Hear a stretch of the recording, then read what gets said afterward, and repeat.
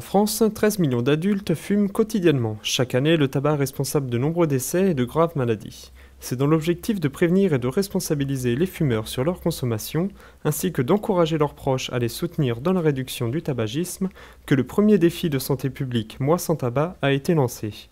Dans notre région, des associations soutiennent le projet, notamment à Dijon.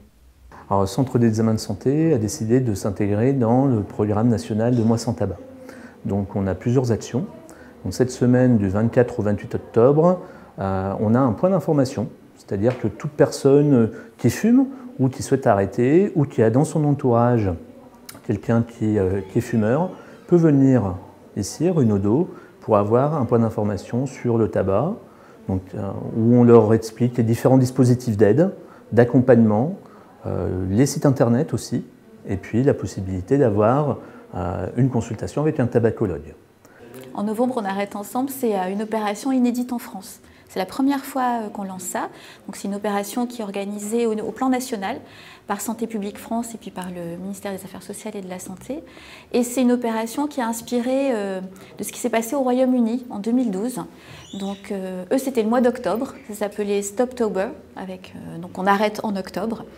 Et en 2012, ils ont lancé une opération de grande envergure pour créer un élan collectif pour que les fumeurs qui avaient envie d'essayer d'arrêter ne se sentent pas seuls.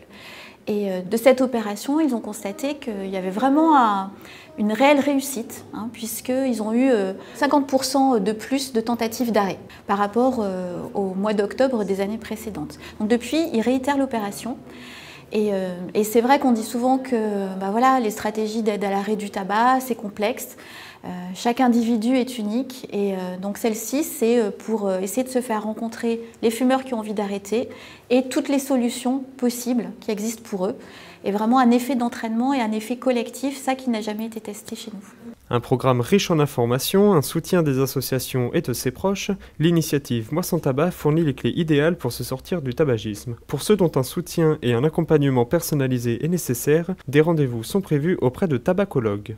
Du 2 novembre au 10 novembre, on a mis en place des consultations avec un tabacologue et on a permis à ce que ces fumeurs puissent venir rencontrer ici, rue Nodot, des tabacologues, des professionnels, dans un contexte gratuit, avec aussi la possibilité de prescription de substituts nicotiniques. C'est vraiment un enjeu de santé publique considérable, ça touche toute la population, les plus jeunes sont extrêmement touchés également.